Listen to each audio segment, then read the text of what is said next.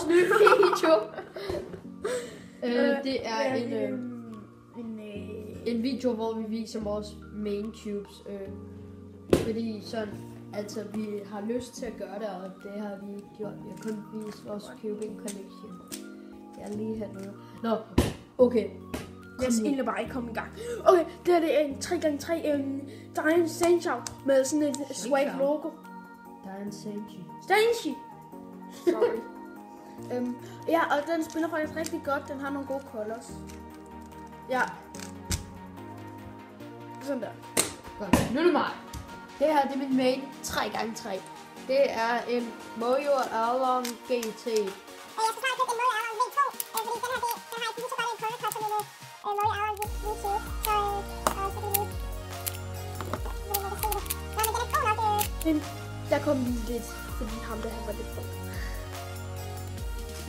Okay, men det er en... Witsu med sådan et swag logo. Også fordi jeg piller de andre logoer af, og den speedtube, den er okay. Og så næste. 4x4 Shang-Chi, sådan der. Det er min main 4x4. Jeg elsker den. Den er så lækker. Og nu skal vi det er min main. Ja, og så er det her, det er min main Megamix. Det er en Megamix Shang-Chi. Ja, og det er bare det, der siger. Nu er det Carlos. Godt.